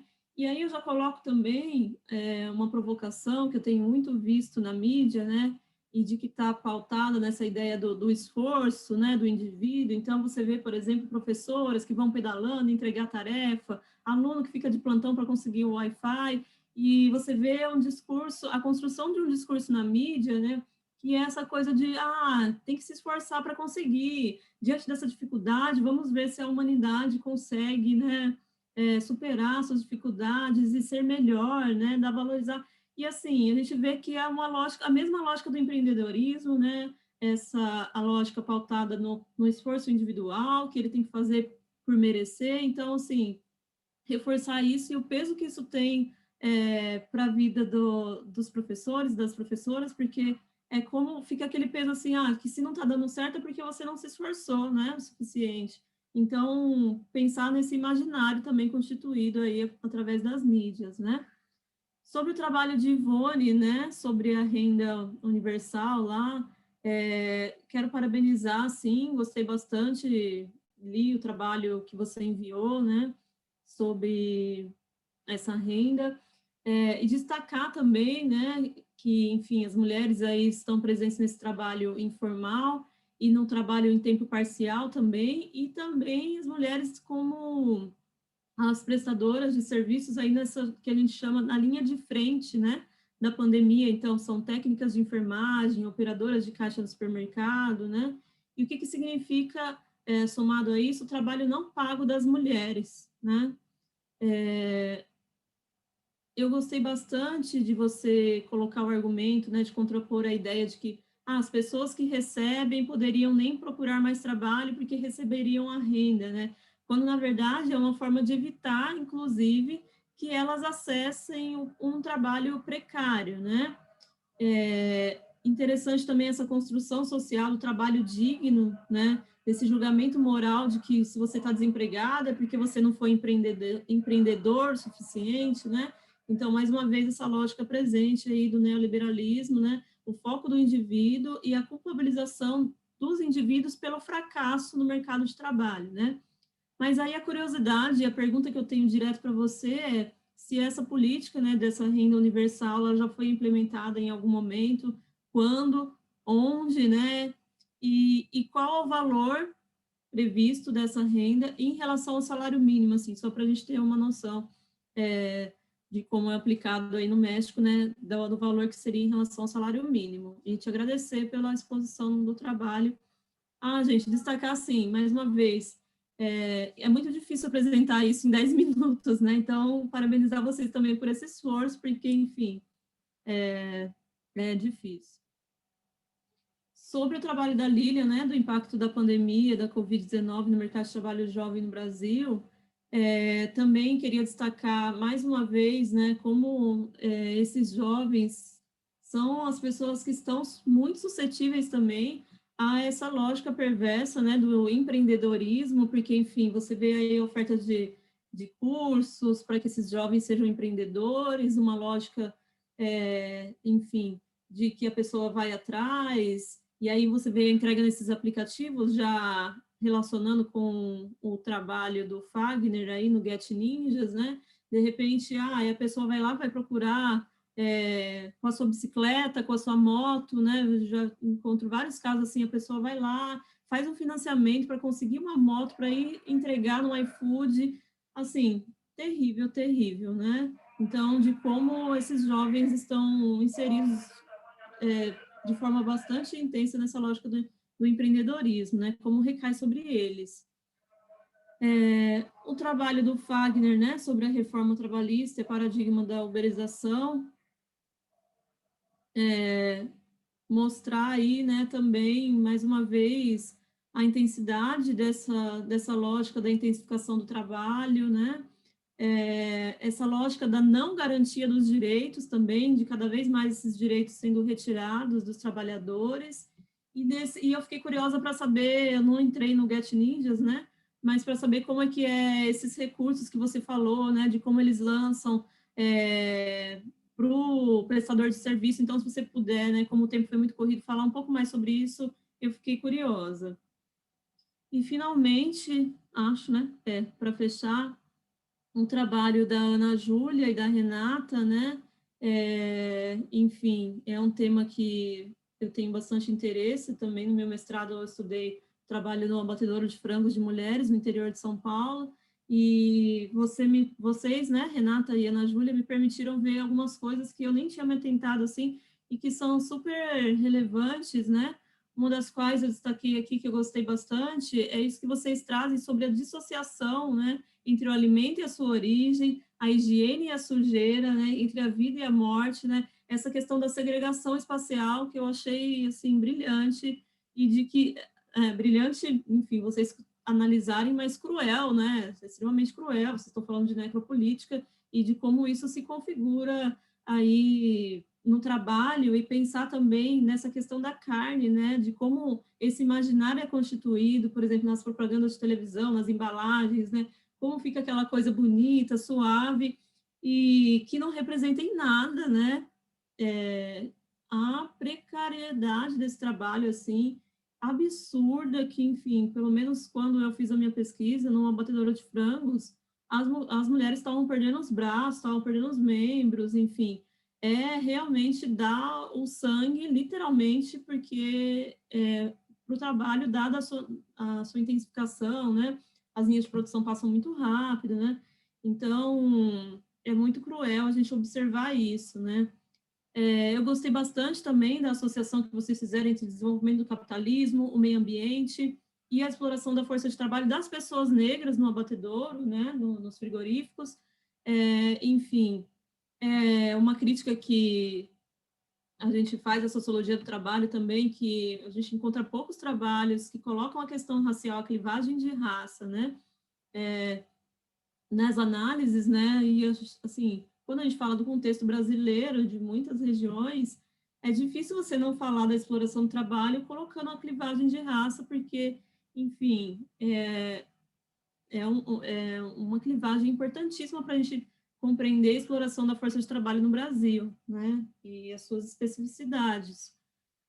Uma curiosidade que eu fiquei é em relação a esse recorte temporal da chegada dos trabalhadores vindos do Senegal, Venezuela. No Haiti, vocês disseram, né, que foi depois do terremoto, mas sobre Senegal e Venezuela, eu fiquei curiosa para saber. E também fiquei curiosa para saber, assim, se vocês fizeram algum tipo de levantamento sobre as formas de exploração diferenciadas, né, em relação ao trabalho dos migrantes e o trabalho dos nacionais, né? Se houve esse olhar. E é isso, assim, eu quero agradecer mais uma vez, reforçar a importância do trabalho de vocês e de fazerem isso em contexto de pandemia, de se proporem a apresentar aqui para a gente, e também de fazer isso num curto período de tempo aí, 10 minutos, né, que não dá. Enfim, obrigada, e obrigada à organização do evento também por promover esse importante debate. Por enquanto é isso. Juliana, muito obrigado pelas questões brilhantes aí, e a tarefa também, que a gente sabe que é muito, não é tão simples, né, de receber os trabalhos, às vezes a gente só tem acesso aos trabalhos mais completos na hora da apresentação, então agradeço muito as questões e a contribuição para o nosso debate. E, enfim, sem mais, eu só vou repassar, né, a fala para todos vocês de novo, fazendo a ressalva de que agora a gente tem 2 minutos, ok? Então, é realmente só para complementar as questões, para dar tempo de todos falarem, ok? Mas, lógico, né, e não poderia deixar de ser, todos nós sabemos aqui, pesquisadores, que a gente sabe como entra na pesquisa e não sabe quando termina, né? Então, óbvio que é um debate que vai permanecer, a gente vai trocar os nossos contatos, podem entrar em contato com a gente e a gente segue, seja individualmente, estamos à disposição, tá bom? Seja entre vocês. E, obviamente, a gente vai ter outras edições também, né, do seminário para levar adiante as discussões, né? Enfim, a gente tem com muito empenho, muito vigor e com muita resistência em vários contextos, inclusive aqui na nossa universidade, conseguido fazer, tá, os nossos eventos, e que bom que agora nos permitiu, né, a possibilidade, com várias restrições, de a gente se conectar. Bom, eu vou repassar agora na ordem inversa, ok? Da que a gente fez as apresentações, então já passo para a Renata, 2 minutos, tá, Renata? Eu não vou ficar ali em cima do tempo, mas, por favor, se passar muito, eu, infelizmente, vou ter que interromper para dar tempo de todo mundo. Tá ok, Renata? Muito obrigado. Muito obrigada, Gil. Muito obrigada, Juliana. E agradecer aos colegas e às colegas. Eu quero ter a oportunidade de ler ainda os trabalhos de vocês, achei muito interessante. Juliana, muito obrigada pelos seus comentários e sugestões, né? Assim que a Ana Júlia puder voltar da licença maternidade, a gente vai dar continuidade à pesquisa, né? Então, já anotei aqui alguns dos pontos que você disse que gostou do trabalho, para que a gente possa reforçar esses elementos. E quanto às questões colocadas, né, as dúvidas, né, sobre o recorte temporal e o levantamento de formas diferenciadas de trabalho migrante e de trabalho nacional, esse ainda é um ponto que a gente não entrou na nossa pesquisa, né? Justamente porque essa parte mais prática, né, da análise ali de quem são estes migrantes e essas migrantes, né? Isso ficaria justamente para o momento em que começou a pandemia, né? E aí depois ela entra aí em licença maternidade. Então, a gente parou a pesquisa na fase mais inicial, mais conceitual, mais teórica, né?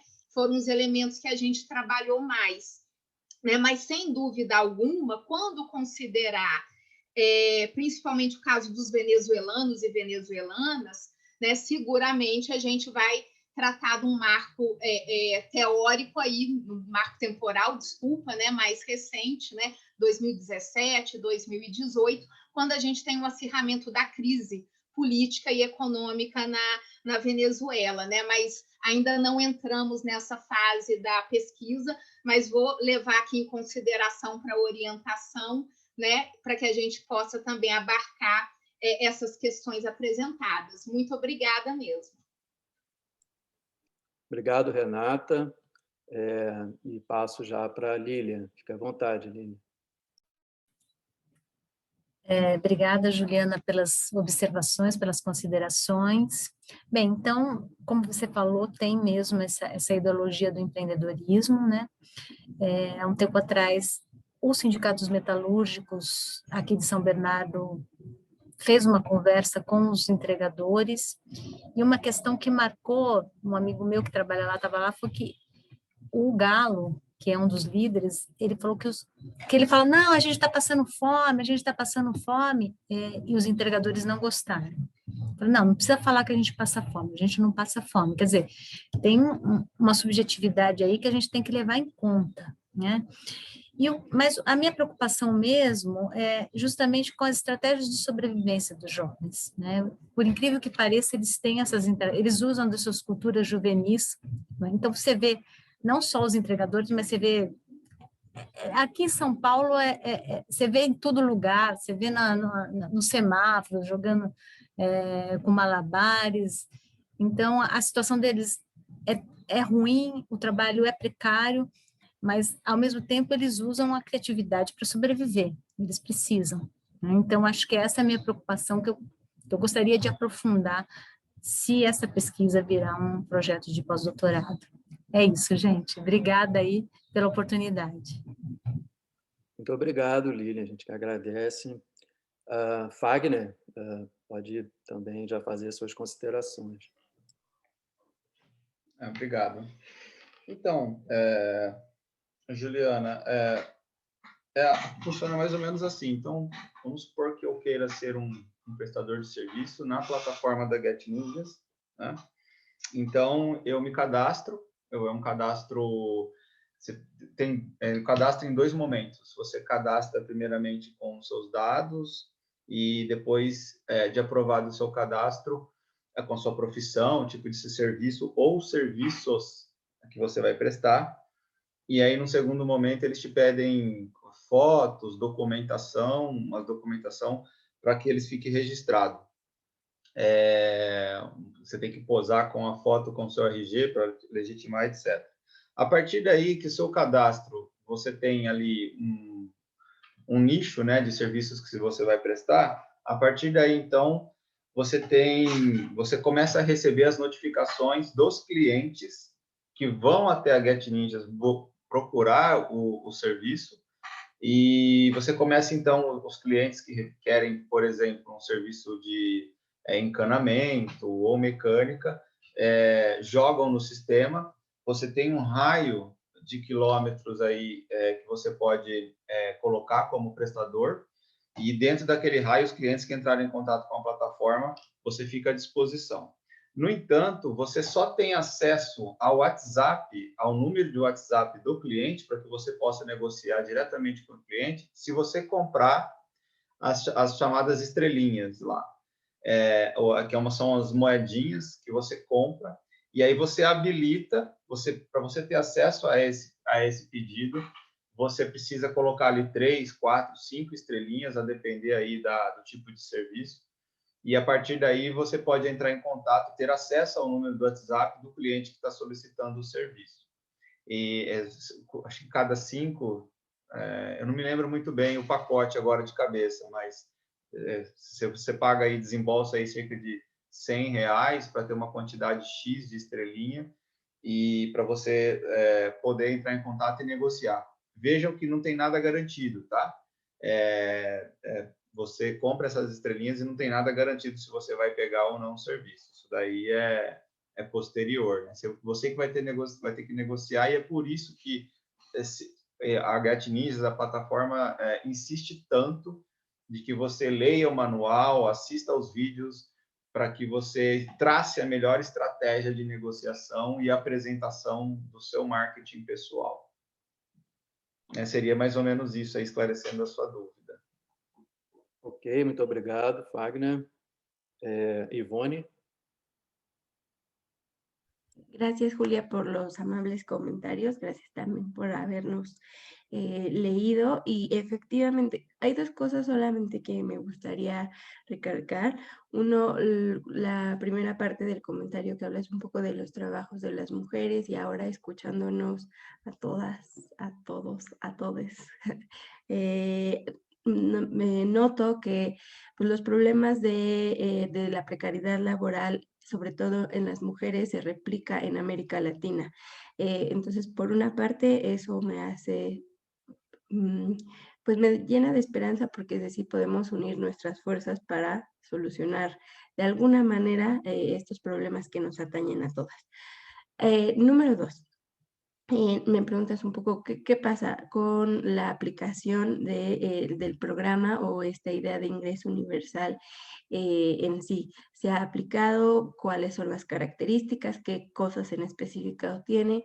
No se ha aplicado. Hay muchos, al menos en la Ciudad de México, hay demasiados programas sociales que apoyan a diferentes sectores de la población, a mujeres, a niños, a adolescentes, a personas que ya están graduadas, pero que no han conseguido colocarse quizá en el mercado laboral o no han tenido un empleo.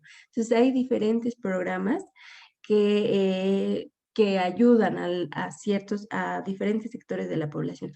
Pero lo que ha pasado con estos programas es que justamente ha llevado a la estigmatización, ¿no?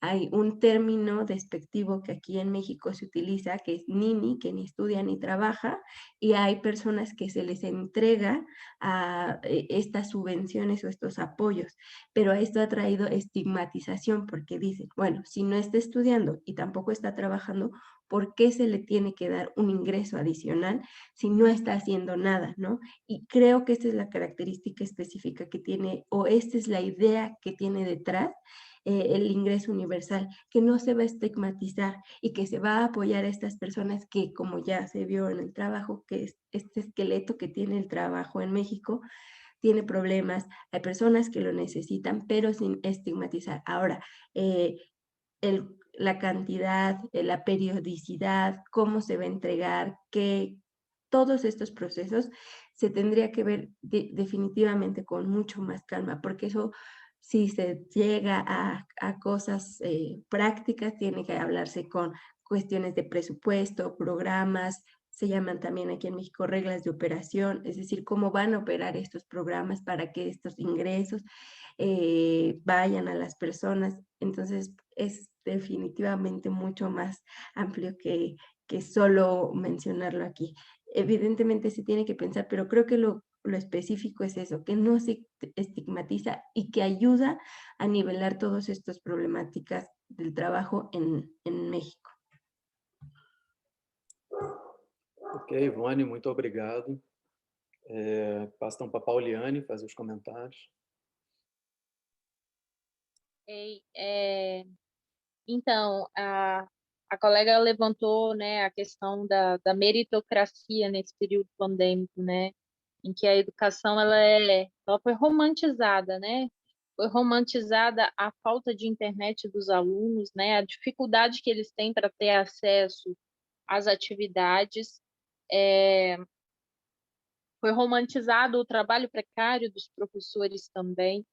E isso é algo que está posto nos PCNs desde a década de 90, né? E foi sendo elaborado de uma maneira mais enfática nos currículos estaduais e no currículo federal. Com a BNCC, essa questão ela ficou ainda mais perversa para orientar, né, a educação como um todo. Antes trabalhava-se habilidades e competências, agora a nova base ela está focada no trabalho da subjetividade do indivíduo, né, que é chamado de competências socioemocionais. Então, você trabalha a subjetividade do indivíduo para ele se adequar à nova lógica da precarização do trabalho, para ele enfrentar as dificuldades que são colocadas de uma forma romantizada. Na educação, isso tem chegado de uma maneira muito violenta, de uma maneira muito perversa. Os documentos que chegam nas escolas hoje são documentos completamente voltados para a lógica da plataformização, com jogos, com adequação de plataformas de ensino, que o objetivo maior não é mais formar, não é socializar o conhecimento historicamente construído, né, pela humanidade, mas formar e moldar um indivíduo para atender à lógica capitalista. É isso. Muito obrigado, Pauliane. Passo o Marcos e o Ricardo não estão aqui com a gente, mas então passo a palavra para a Aide fazer os comentários. Aide, fica à vontade. Então, agradeço também aos comentários. Que pena que a gente também não pode comentar o trabalho um do outro, eu teria muitas questões assim para todos, mas a gente se encontra em algum momento em outro espaço. Eu queria destacar que essa pesquisa que eu apresentei, ela não teve como objetivo realizar uma pesquisa do trabalho em domicílio, tá? Até porque durante o mestrado eu fiz uma pesquisa junto à produção de artefatos de jeans na cidade de Toritama, no Agreste Pernambucano, e quem quiser conferir pesquisas e estudos sobre essa área, lá eu acho que é muito mais intenso a discussão sobre trabalho em domicílio, tá? Então, por isso nós fomos focar para as micro e pequenas empresas e grandes empresas e sindicatos trabalhadores, que na pesquisa anterior em Toritama nós não conseguimos, tá? Mas reiterar que remuneração por peça e produção, né, as terceirizações, ou chamadas até quarteirizações, elas ocorrem principalmente a partir das micro e pequenas empresas e não das grandes empresas, tá? Então, é importante essa diferenciação. Então, essa intensificação da exploração de trabalho se dá a partir das micro e pequenas empresas. E em relação às questões de gênero, também não foi o objeto da nossa investigação, porém, a gente vê uma predominância dos empregos formais por homens, né, em detrimento do universo feminino, e que ainda assim nos sindicatos, tá, é possível sim a gente identificar uma pauta feminista já em curso, principalmente no sentido de garantias sociais através dos sindicatos. Mas como nós destacamos aqui, que os sindicatos eles flexibilizam esses acordos coletivos no universo das micro e pequenas empresas, a gente não tem como afirmar, né, a garantia de todas essas condições. Mas os sindicatos, alguns lá contam com serviços disponibilizados para os trabalhadores, principalmente na área da saúde, onde em massa, então, vai o universo feminino formalizado, né, e sindicalizado, que ainda naquele contexto é um contexto ainda muito pequeno, tá? Mas, por exemplo, assim, questões de aleitamento, saúde da mulher, são questões ainda que tentam minimamente ser garantidas pelo sindicato e que, inclusive, nas nossas conclusões, a gente coloca que é necessário o espraiamento ainda desses direitos das mulheres nesse universo, tá? Seria isso. Mas muito obrigada pelas ponderações.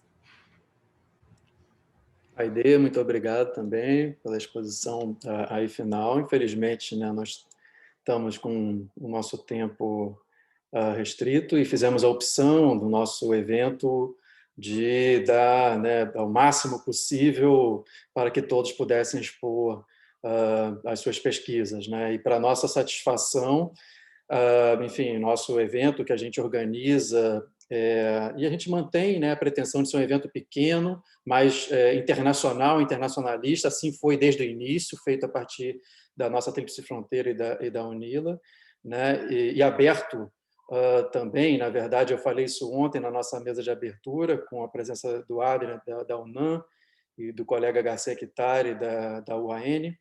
Enfim, aberto, mas não só aberto, né? No caso, eu reforcei, são bem-vindas as contribuições do campo de pensamento crítico e revolucionário, que muitas vezes não tem espaço em outros eventos. Então, é isso mais ou menos que nos faz ter essa opção de ter o máximo de trabalhos possíveis, de, obviamente, não cobrar absolutamente nada para as apresentações, etc. e tal. Isso nos requer, óbvio, por outro lado, uma preocupação, uma coordenação, né, que às vezes tem que cortar mesmo, e aí vocês me desculpem, eu fiquei com essa tarefa hoje, amanhã a gente reparte. Mas, como sempre, eu reforço, a gente, né, pesquisas, a gente inicia e não sabe, obviamente, quando termina. Eu já agradeço para vocês aqui de antemão, não vou fazer comentário algum, não estou nessa posição, mas eu agradeço de antemão, em especial, todos os elementos empíricos que vocês trouxeram das pesquisas de vocês, são fundamentais para aquilo que a gente vem pensando a partir do grupo, né, e para as nossas últimas publicações, e com certeza, pelo menos da minha parte, eu vou incorporar, sempre que possível, essas contribuições, as pesquisas de vocês, naquilo que a gente vem desenvolvendo. Né? Sem sombra de dúvida, a nossa posição é de que as pesquisas feitas junto aos trabalhadores, né, a classe trabalhadora de maneira geral, eles não só, digamos assim, inserem, né, a própria classe na produção teórica, por nossa mediação, mas permitem que, obviamente, a gente tenha contribuições concretas com maior profundidade, né, e que vão, de fato, à essência do fenômeno, etc.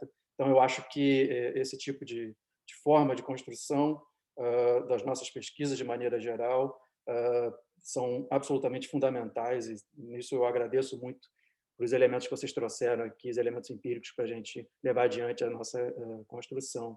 Tá bom? Juliana, eu repasso para você a palavra, fique à vontade, se quiser fazer os comentários, e desde já agradeço muito o aceite do convite e todos os comentários que você fez, assim como os demais expositores, expositoras. Ok? Obrigado, Juliana.